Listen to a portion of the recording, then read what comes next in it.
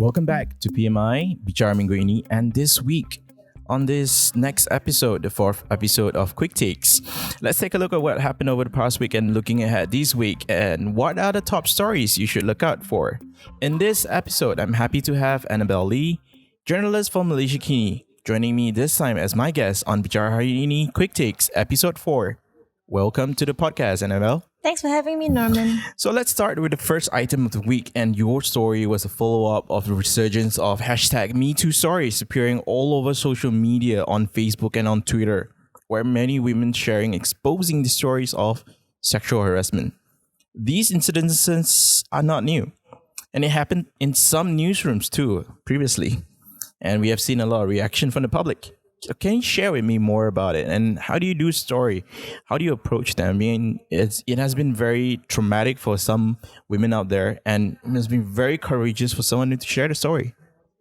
Yeah, so I think this came about last month in June when, I'm on Twitter and we saw a lot of young women come out to talk about what happened to them, and not just that, they were also naming the guys, and it's often guys who allegedly did these things to them. So in some instances they would mention their names, and these women, often they are quite young women, like early 20s, maybe even 18, 19, teenagers.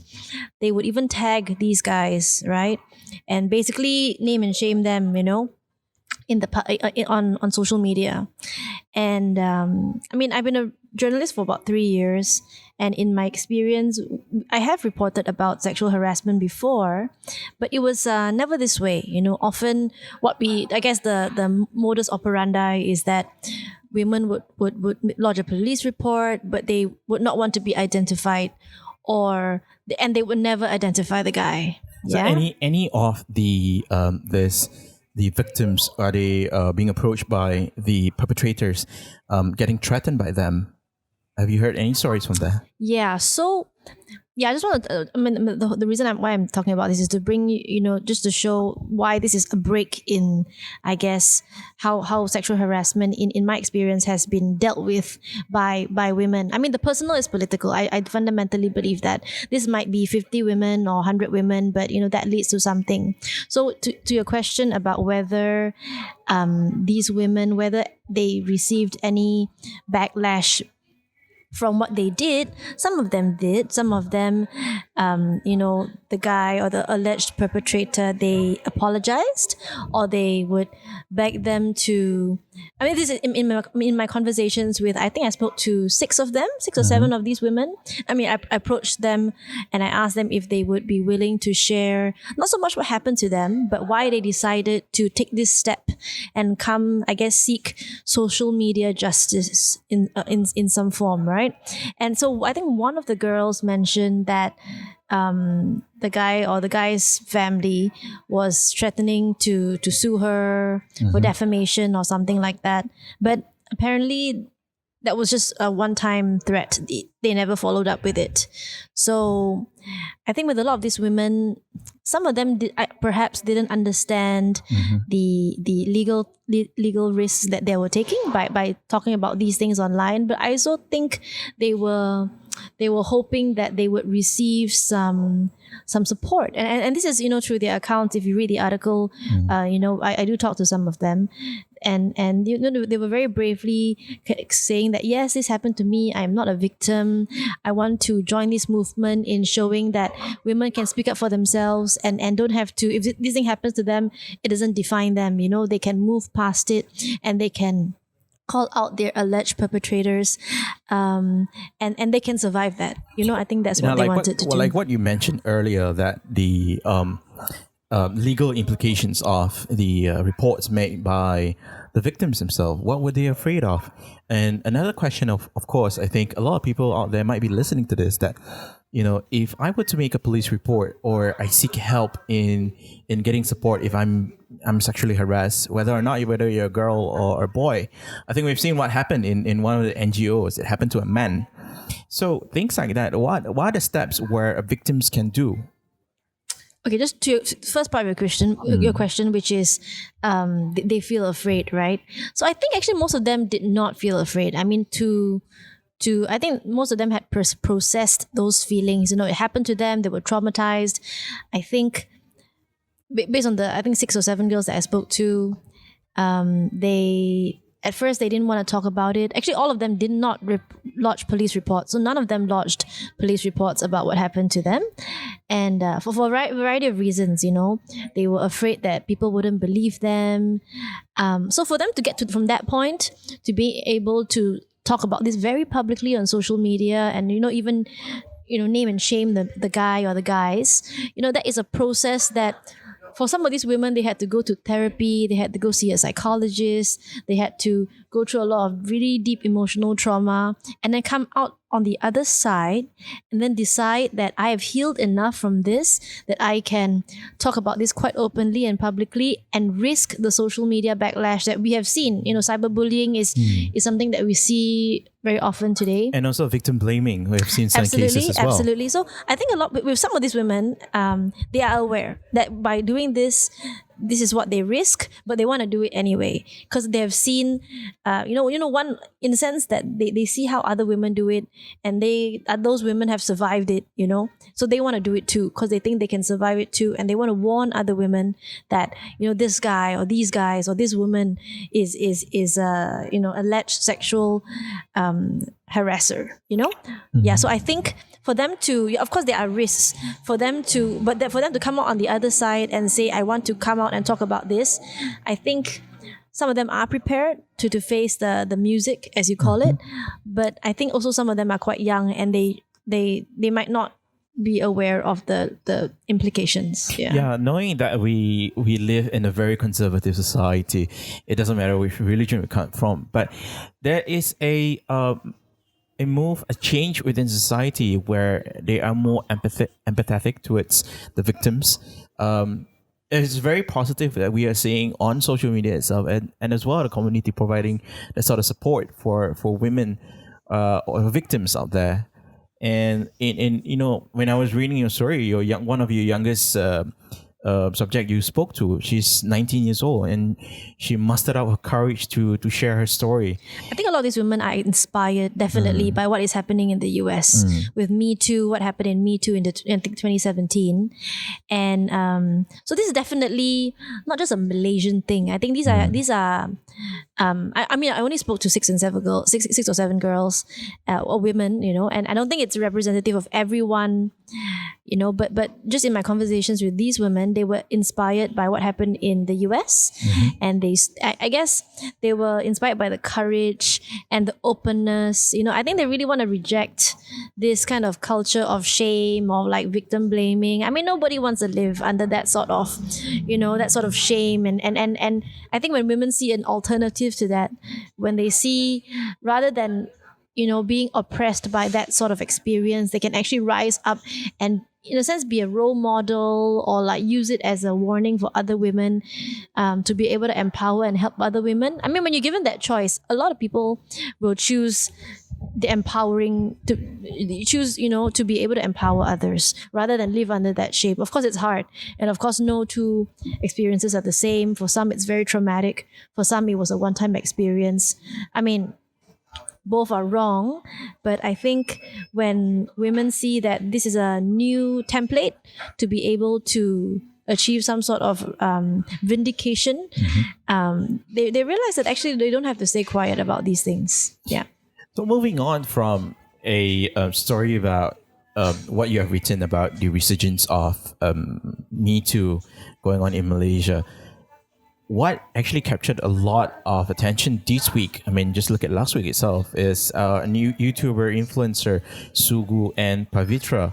Looking at what happened last week, but Pavitra's husband was he was drunk. And then last week he pleaded not guilty at a sessions court of having in possession a dangerous weapon, causing injury to his wife using a mobile phone and the back of a sickle. I wouldn't imagine what would happen if the blade actually hit Pavitra. But what happened is that she, the content on YouTube has been deleted and the couple was offered to do counseling and all that. But this also tells us a story about what's going on in Malaysia itself on domestic violence. So on domestic violence itself, in 2019, from January to November last year, we have 4,963 cases. As I refer to the Women's Aid Organization, just 2018 alone, we have 5,421 cases. So, Annabelle, I don't what do you even think? know if that is representative of what is actually happening. I mean, like sexual harassment, like sexual assault, I guess what is reported is perhaps a portion of what actually happens out there in families, in people's homes. I mean, once again, the personal is political. And I think this, of course, unfortunate incident between Pavitra and Sugu has highlighted how, I think the discussion around this has been very interesting. Based on what I've seen on Twitter, on News social reports, media, news reports, but also just the discussion around it. On one hand, you see people going, "Oh, they should, forget about this YouTube thing and focus on their family and building up their relationship." You see people talking about that, and then you see people also talking about, is this a male ego thing? Is this like, of course, there's so much we don't know about the couple. This is all just speculation, and we don't know actually. I don't know what happened between Pavitra and Sugu that day. And there were a lot of public assumption what's going on. Exactly. Yeah. So I think we have to be careful about that. But also I think we can, based on what we know, whatever is public, we know that he went into a hospital where Pavitra was, and he brandished a sickle to her. And if someone is able to do that in public, who knows what happens behind closed doors, as people say. At home. Yeah, exactly. And we've seen a lot that happening. So I think people are wondering about that, and I don't think this story, to me anyway, it's not about the cost of fame or even jealousy for a start. Perhaps it is, So I think it talks about, and then the response to that, how Pavitra forgave him and how she withdrew her police report against him. I mean, and then how I think she had to pay bail for him as well.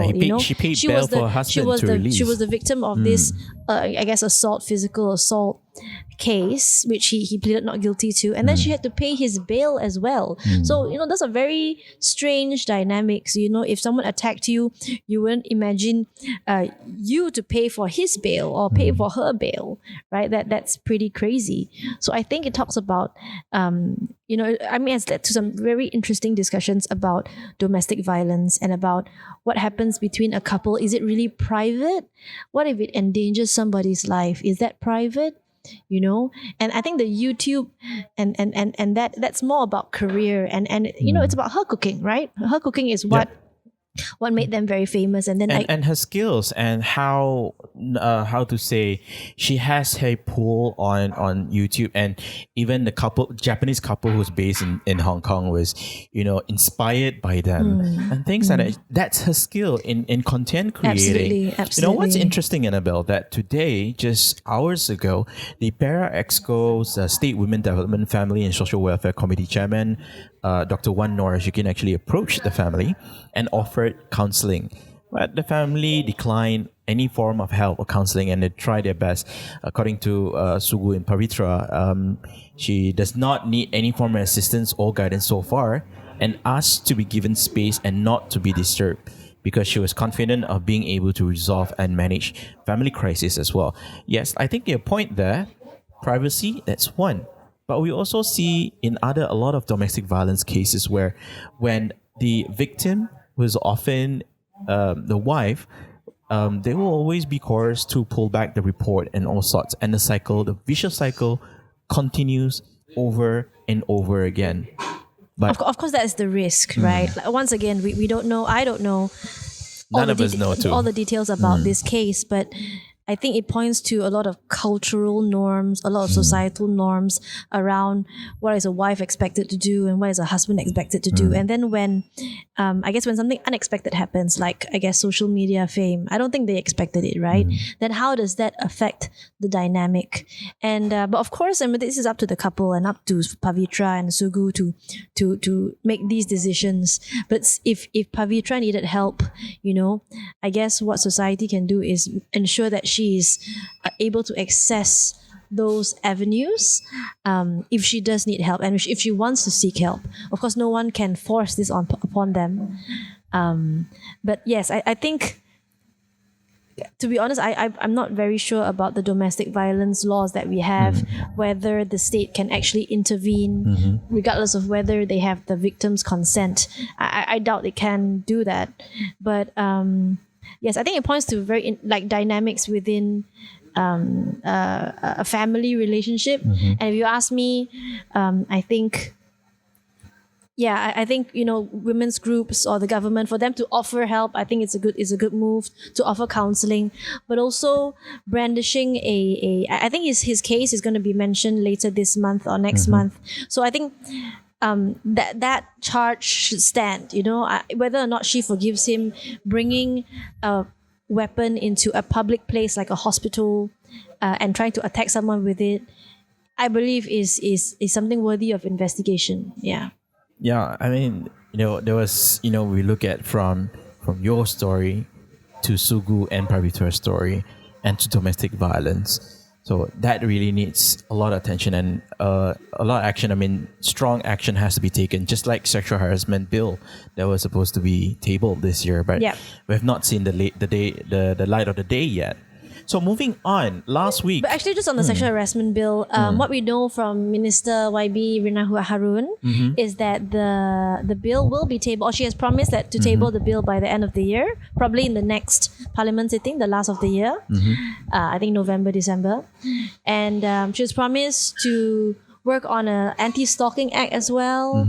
I'm not sure about domestic violence, but I know for the sexual harassment bill, she has promised it. She has promised to improve it. So she wants to improve Pakatan Harapan's version of the bill. We don't know what those improvements are, but just very briefly, I know we want to move on to the next topic. What the sexual harassment bill under Harapan was supposed to do was provide a tribunal, basically a panel of experts, gender experts, also legal experts, so that both the person lodging this sexual harassment complaint and also the alleged perpetrator, that this can be resolved in a private manner. So the press won't be allowed to cover it, and that will allow. And they won't need lawyers, so they won't need that much money to initiate proceedings.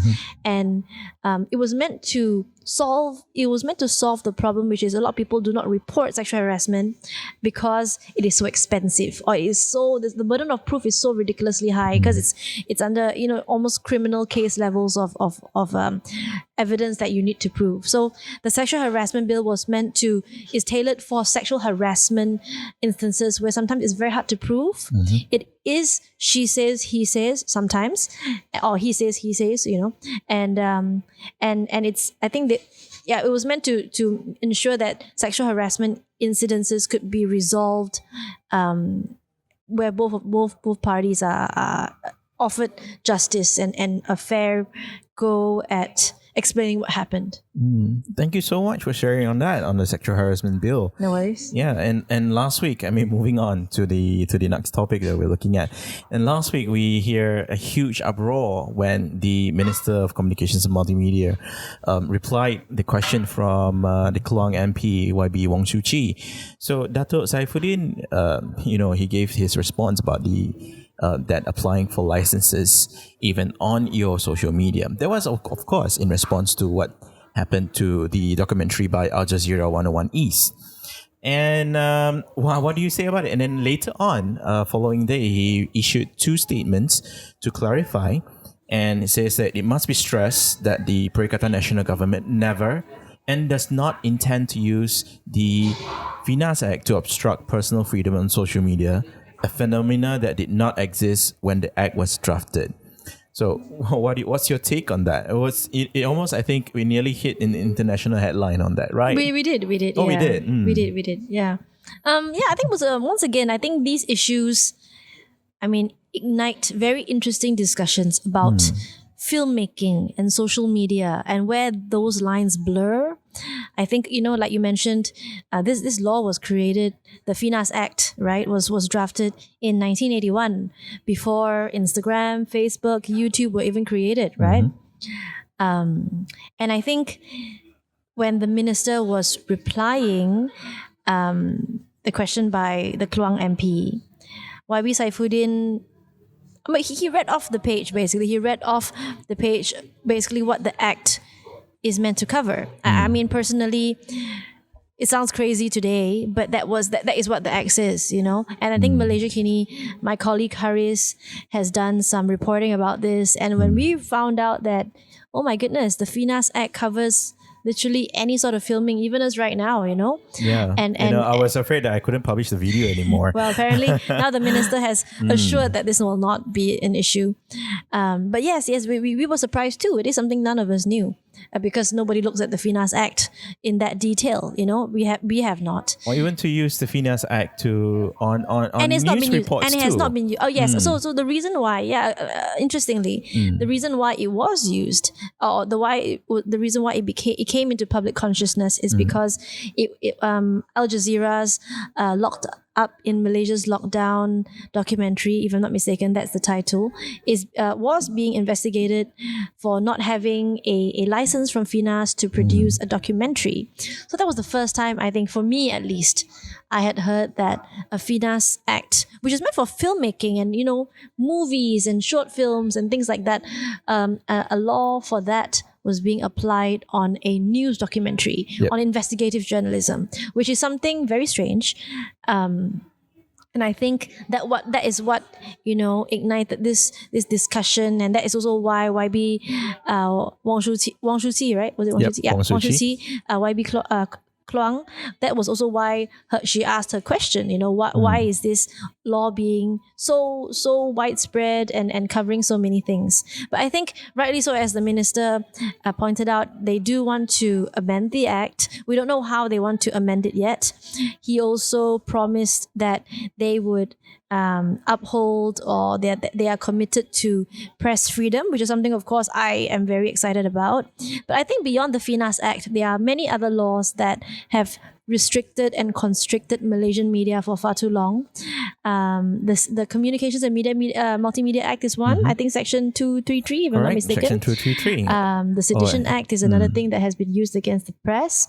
The Printing Presses and Publications Act is also another law. And I think these laws were, I think Pakatan Harapan did promise to, if not repeal, then amend these laws, but that wasn't done during their 22 months in power, and therefore we still have them. The only one they repealed was the anti-fake news law. Yes, absolutely, they did. So I think if Perikatan Nasional is true to their word and they want to uphold and commit to media freedom, then I think it's important to show and walk the talk. That they do not use these laws against the press. I think Malaysia Kini we are also being investigated for the contempt of court. The contempt of court was one, but also Rebirth, the book Rebirth. Correct. And you were investigated as well. I was one of the investigated or giving statements? Question. Yeah. Yep. But basically, the book is also being investigated under the Sedition Act, and I think.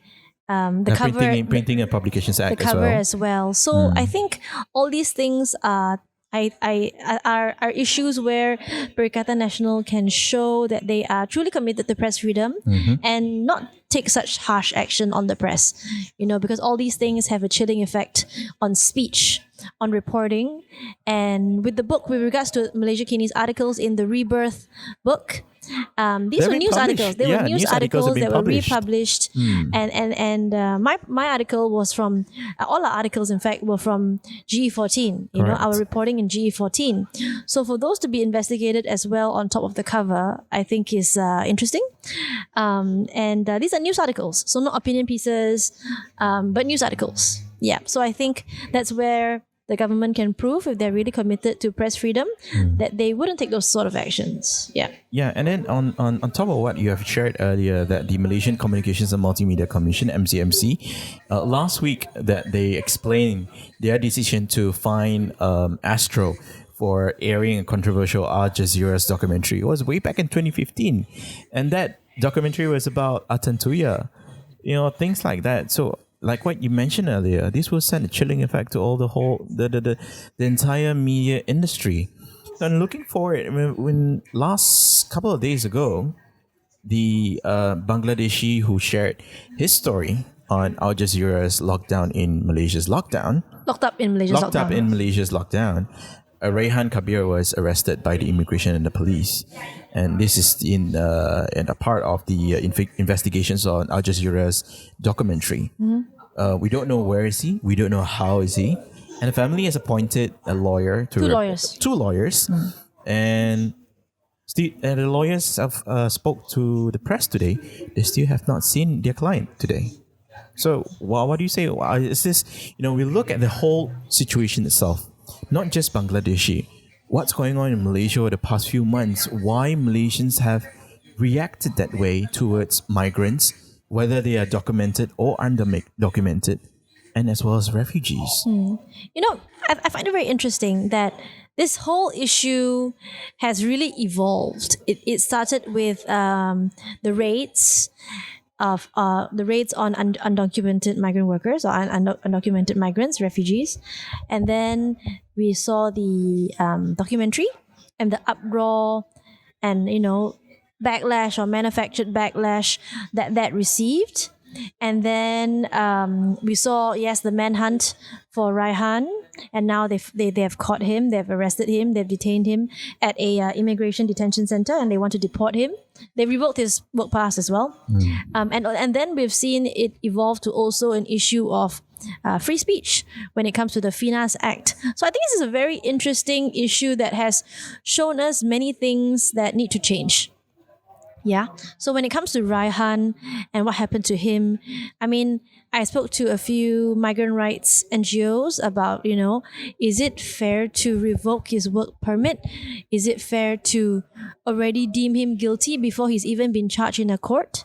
Is it fair to already want to deport him? And the fact of the matter is, I think I was looking into the Immigration Act, and I think it's section 33 or something like that, where it says that the Immigration Director General actually has very, very far-reaching powers, and she or he can decide to revoke someone's work permit. He or she can decide to deport someone, and they don't have to go through a court. Now, which is very interesting. Too, very interesting to me. Yeah, it's very interesting too that the authorities are saying that Rehan Kabir's comments in the documentary is insulting to Malaysians, while he's sharing what he has experienced in Malaysia, and he's here on a legal document, working here in Malaysia. His legal document has now been revoked. Yeah, unfortunately. So yes, of course, that is up for discussion. What he actually said and the contents of his comments, I think, yes, the public has an opinion, or the public has many opinions, and then what he actually said. But if it was truly something wrong or even seditious or even defamatory, then try it in a court of law. I think everyone should have their right of right to a fair trial and to defend themselves, regardless of what your documents are, regardless of what your nationality is. And I think whether you disagree or agree with what he said, to have a manhunt over someone and to revoke his work permit, these are things that we have now learned that is possible. That if the state is somehow disagrees with something you have done, and exercising this sort of power on them, regardless of whether it is actually illegal or not, they can revoke your work permit. And I think this is something that we can really think about. And is that even proportionate? Is that sort of power? Should it be checked? Should that type of power be checked? Do we have anybody checking the immigration on the powers that they wield? With much power comes great responsibility. Correct. And is this responsible in the way we treat our work permit holders and migrant workers? In your opinion, with this, with the authorities taking such action on Rehan Kabir, what about the the academia community, those who are lecturers, and here they're not Malaysians and they're here to give their opinions, and if the government deem as insulting, would they face the same problem? Absolutely. And I think that is an interesting question to ponder upon. And even if something was insulting, is that necessarily illegal? And it's subjective, isn't it? Is that against the law? Is saying something insulting to someone or saying something that you disagree with an offense? So I think, of course, we can decide these things arbitrarily ourselves. To me, is something like that insulting? Is something like that valid? But to deport someone and to take an administrative action upon someone, I think it is better to base that sort of action on something that is proven. Something that is proven in a court of law as an offense or not. Or else it would be too arbitrary. And I think we are better than that. Yeah, moving on with the arrest of Rehan Kabir. And today, the Home Minister mentioned about the Sedition Act is here to stay. During Pakatan Harapan's time, they promised to repeal that. But they didn't do it. And this new government, by Perikatan Nasional government's plans to improve the act. So since Sedition Act is there to stay, Official Secrets Act is also going to stay. Well, he didn't say that, but I guess maybe we can probably guess. We can, there's no way they're going to repeal the Official Secrets Act. Well, you can always hope. Yeah, we can always hope, but I think the day will not come anyway. So what will be the implications of the Sedition Act? I remember in 2016, Sedition Act was amended to also include more. For example, even secession is considered as sedition. What will be the impact on this on freedom of speech, which includes the work of the press? So of course it will be, what has to be seen is how it will be used. So the Home Minister mentioned that he will be improving security laws like the Sedition Act, and also the what is the other one? What is that one? Sorry. I think we have a few more, like SOSMA, we have POTA, we have POCA. These are some of the security. Yeah, I think it's SOSMA actually. Acts. Yeah, it was SOSMA. Yeah, sorry. Yeah, so let me just go say that again. So I think the Home Minister mentioned that he wanted to improve or make improvements to the Sedition Act, but also SOSMA.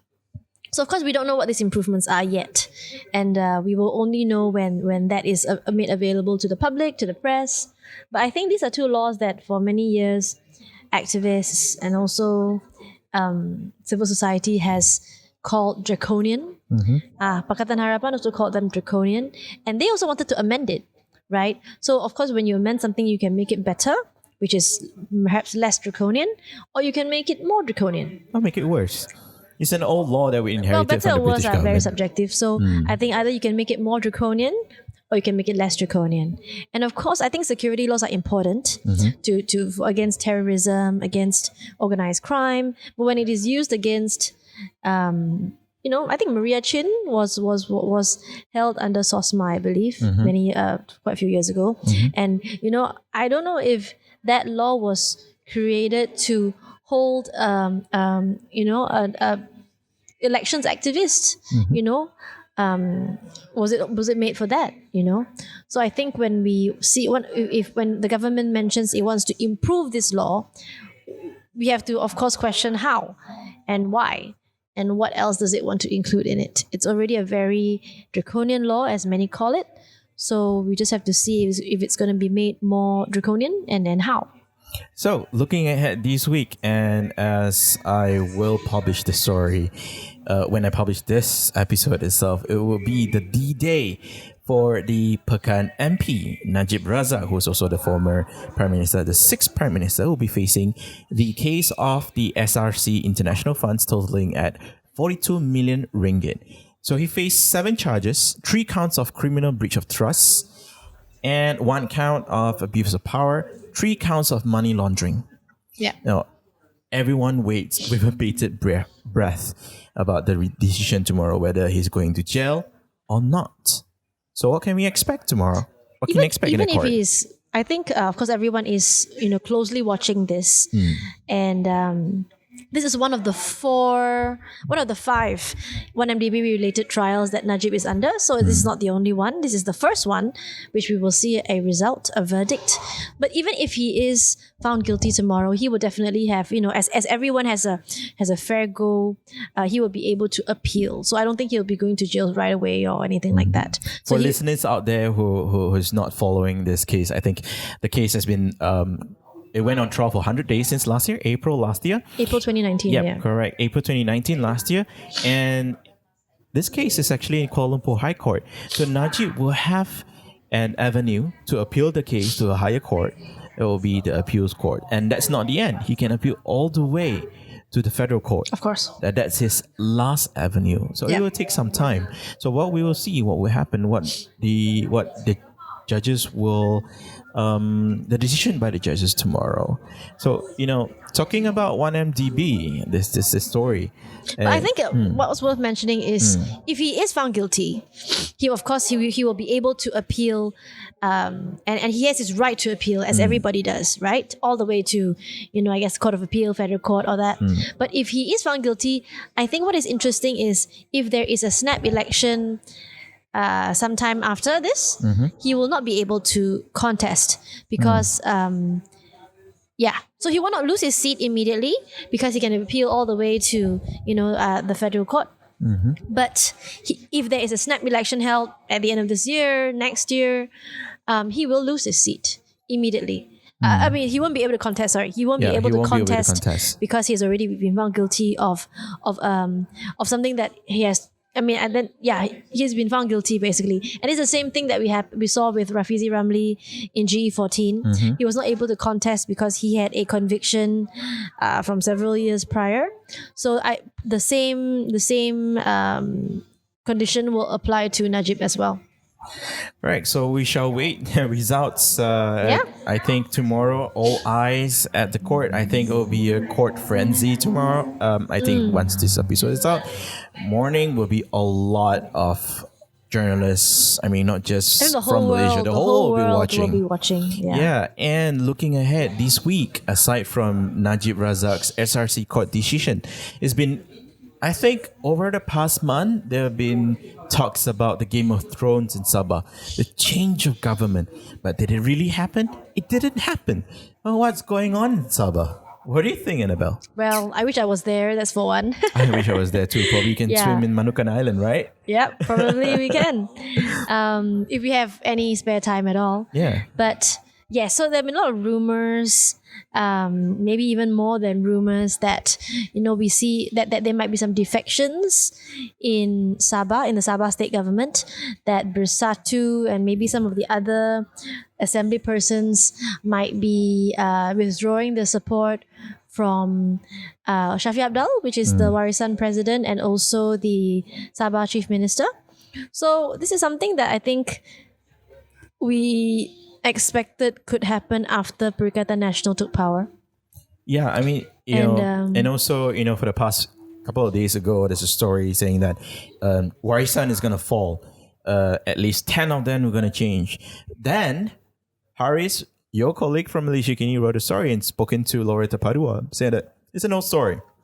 And actually, Warisan holds about 43 seats, majority, in a state. Warisan, together with Pakatan Harapan, holds a majority seat. But that more story, than 2/3. More than 2/3. It's a strong majority. It's an old story. He says it's an old story, repeated old story. That referring to Straits Times Singapore story. And but I think it's because things are changing so fast. Correct, and I think we can't follow what's going on. I think things are changing so fast, but also there's no smoke if there's no fire. Yeah, and also quite a number of the state assembly person also stood out saying that they've been approached by certain agents to... Yes, and we saw police reports lodged as well by Jenny Lasimbang, I believe. Yeah, and then, this also raises a question. Remember Selangor State Assembly passed a motion about anti-hopping law, and Sabah wishes to do the same. But again, remember we had this talk about anti-hopping law at the federal level, but this also contravenes with the federal constitution the right to association. How are we going to move forward in trying to amend this? Is this doable? Once again, this is a very interesting discussion about party hopping, which has been happening ever since G14. Yeah, and it happens so common in Sabah as well, right? And also on the federal level. I don't think it's only in Sabah, but I think yes. So this, whatever is happening in Sabah, we will be keeping close eyes on what is happening there. Once again, no smoke without fire, and there's definitely something going on ever since I think Musa Aman was was acquitted from his case. People have been watching and seeing if there will be a change of government in Sabah. But yes, on the other topic, which is jumping seats or jumping parties, party hopping, right? So this has been, I think Penang has an anti-hopping law as well. And what happened in the Dewan Rakyat last week, which was very interesting for me, and I really think this was the best speech or the best, monologue that I saw all last week covering the parliament, which is Padang Rengas MP Nazri Aziz. Yeah. So he stood up during the Dewan Rakyat last week, and he gave a very convincing argument, which was an anti-hopping law does not work because it has been proven in the past by the federal court, I believe, to be unconstitutional.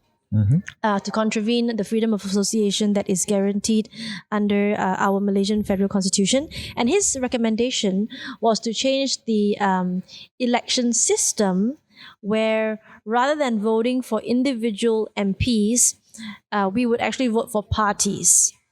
Yes. So I know that, okay, let me just try to explain that in a simple way, which is, okay, what that would help in this situation is that if someone were to jump or hop or party hop, that wouldn't affect their seat. Party. Correct. So let's say Ampang, which is where I'm from. If my MP decided to change to a different party, her seat would remain to the party that they voted for. Exactly. So that wouldn't change. So that would effectively stop people from party hopping, because there would be no reason to, unless you are very against whatever your party is doing. Is this suggestion by Padang Rengas MP Nazri? Has it been? Is it applied in? Has it been practiced in other countries around the world? I believe so. It's called Party List, and this was if you remember, there was an electoral reform committee last year, set up last year or the year before, and this was. And we spoke to, the electoral reform committee before they submitted their report to the Prime Minister at that time, which was Dr. Mahathir Mohamad. And until today, we have not seen the report. We have not seen the report. That's correct. But this was one of their suggestions. Or one of their proposals to what we can do to reform our electoral system. I think Germany or Hong Kong, they have a version of this. Of course, every country has their own way of doing things, and they have to adapt it to the local system and the size and how many constituencies you have and the history that you have in that country. But it is not new. It is not novel. It has been done in other countries. It is being done in other countries. Yes. And that wraps up for this episode's on Bicara Minggu Ini's Quick Takes with Annabelle. Thank you so much for joining me. Thank you, Norman. Thank you. And thank you, Annabelle, for joining me in this week's Quick Takes. And we shall wait with bated breath for the verdict in the High Court of Najib Razak's SRC International case. You're listening to Bicara Minggu Ini, uncovering current affairs and politics. And you can listen to the stories and interviews on Spotify, Anchor, Google Podcasts, and Apple Podcasts on iTunes. For more updates and stories, if you have any suggestions, you can tweet to me at I'mNonGo. But you can find Annabelle too on Twitter. So what's your Twitter handle? Anna Belly Button. Anna Belly Button. Just remember, belly button, that's Annabelle. And this is the week. Thank you for listening. Thank you.